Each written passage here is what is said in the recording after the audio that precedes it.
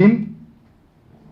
ఈరోజు సభ ఏర్పాటు చేసినటువంటి మన సమన్వయకర్తలు దర్వేలన్న గారికి, నలగింటి శరదన్న గారికి ధన్యవాదాలు. వేల గొంతులు లక్ష డప్పులు అనే నినాదం ఏదైతే ఉన్నదో ఈరోజు తెలంగాణ రాష్ట్రంలో ఒకటే మీడియా పరంగా చూసుకున్నా, మన రాజకీయ పరంగా చూసుకున్నా, ఏ పరంగా చూసుకున్నా కానీ ఈరోజు ఎవరి నోట్లో చూసినా కానీ వేల గొంతుకు లక్ష డప్పులు ఏందనే ఒక నినాదం అనేది వినిపిస్తుంది తప్ప ఇంకో వాదమే లేకుండా పోయింది.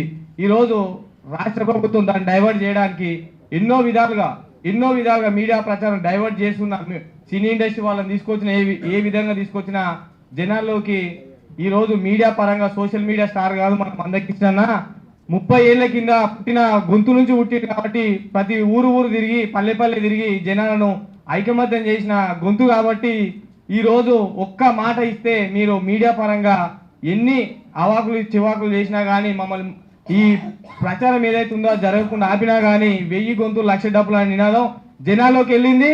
ఈరోజు కల్వకుర్తి నియోజకవర్గంలో నేను ధైర్యంగా ఎమ్మెల్యేగా పోటీ చేశానంటే దానికి కారణం మన మహనీయుడు అభినవ్ అంబేద్కర్ కృష్ణన్న గారి చూపినటువంటి మార్గం అని నేను ఈ సభాపూర్వకంగా మీకు నేను తెలియజేస్తున్నాను. ఎందుకంటే దళితవాడలో పుట్టి ఈరోజు జాతీయ స్థాయిలో జాతీయ అవార్డు ఇదే హాల్లో గవర్నర్ తోటి అవార్డు తీసుకున్నా, వినయ్ విప్లవ్ మాది కానీ గర్వంగా చెప్పుకున్నానంటే కారణం ఎంఆర్పిఎస్. ఎందుకంటే మా దగ్గర కుంటిచేపల్ రెడ్డి గారు అప్పుడు కేంద్ర మంత్రి ఉన్నప్పుడు నేను చిన్నపిల్లగాని 3rd స్టాండర్డ్. ఆ రోజులల్లా మాదిగోళ్ళు శ్రీరామనవమి అయినప్పుడు మాదిగోళ్ళు రావద్దు, మీరు ఆగండి, మేము తిన్నతో తినాలని ఆపేసారు అనమాట. నా చిన్న 3rd స్టాండర్డ్లో జరిగింది. నేను ప్రైవేట్ స్కూల్లో నేను చదువుతున్నా, మా అమ్మమ్మ నేను ఆర్థికంగా ఉన్న అన్ని విధాలు ఉన్న మాదిగోళ్ళు అని చెప్పేసి నన్ను గుడిదా అంటే గేట్ లోపల బయట ఆపేసి లోపల వాళ్ళు తింటున్నారు. ఆ రోజు నాకు అనిపించింది ఎందుకు ఇట్లా జరుగుతుంది అనేది ఒక చిన్న ఆలోచన మొదలైంది. నెక్స్ట్ టైం కుంటిచేపల్ రెడ్డి గారు వస్తుంటే మాదిగవాడకి వెళ్ళి పోవాలి. దండల ఉద్యమం గట్టిగా జరుగుతున్నది ఆ రోజులల్లా. దండల ఎంఆర్పిఎస్ మాదిగోళ్ళు కుంటిచేపల్ రెడ్డి గారు కానీ జైపాల్ రెడ్డి గారు సారీ లేదు అంటే అన్న ఆయన కుంటిచేపల్ రెడ్డి అంటే గుర్తుపడతారు కాబట్టి సారీ జైపాల్ రెడ్డి గారు కేంద్ర మంత్రి ఉన్నప్పుడు పెద్దయిన జైపాల్ రెడ్డి గారు ఉన్నప్పుడు అప్పుడు మాదిగవాడల పోలీసులు అందరూ లైన్ కట్టున్నారు. నేను బడికోతున్నా, మమ్మల్ని కూడా ఆపేసాడు మాదిగవాడ నుంచి. ఎందుకు ఆపేసిరా అంటే నాకు తెలియదు. దండల ఉద్యమం అంట కృష్ణన్న మందకృష్ణన్న పిలిపించినంట, ఈయన అందుకే భయపడి వీళ్ళు కార్లకు అడ్డుపడతారని చెప్పేసి పోలీసులు అంతా మమ్మల్ని ఆపేసారు అనమాట. కార్లు పోయిందాక. అంటే నేను చిన్న ఉన్నప్పుడు కృష్ణన్న పేరు విన్నా, కానీ దేవుని దయ వల్ల నేను ఇట్లా లీడర్ అయ్యి ఈ విధంగా అన్న చూపిన దారిలోనే 2017 హాకీ గ్రౌండ్లో రాష్ట్రపతి వచ్చినప్పుడు కోవింద్ గారికి ఒక్క పిలిపించిండు.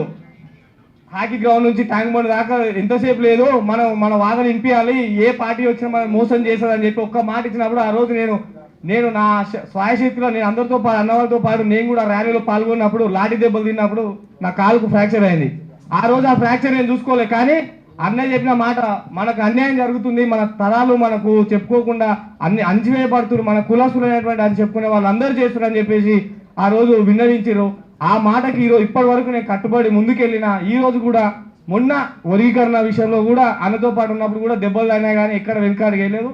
రాబోయే రోజులలో కూడా ఇక్కడితో ఆగిపోదానా ఎంఆర్పిఎస్ ఉద్యమానికి సంబంధించిన బుక్ ఒకటి మన అన్నవాళ్ళు ఎవరైతే ఉన్నారో రచయితలు మన రాబోయే తర్వాత తెలియజేయాలి. కాబట్టి రేపు 1,00,000 గొంతుకు ఈ డప్పులో ఏదైతే ఉన్నదో అందరూ దీన్ని వాడన ఊరున తీసుకెళ్లి మన ఉన్నటువంటి అన్ని కుల సంఘాలను కూడా రేపు మన సభకు తీసుకురావాలని ఇక్కడ ప్రతి ఒక్కరు ముగింపు సభకి ప్రతి ఒక్కరు కంకణం కట్టుకొని మహాయజ్ఞం లాగా ప్రతి ఒక్కరు మన ఎస్సీ ఎస్టీలే కాదు బీసీ ఓసీలు అందరినీ తీసుకొని మన సభ ఏదైతే అన్న పిలిపించిందో అక్కడికి అందరు తీసుకొని రావాలని ఇక్కడికి వచ్చిన ప్రతి ఒక్క నాయకుడిని పేరున కోరుకుంటున్నాను.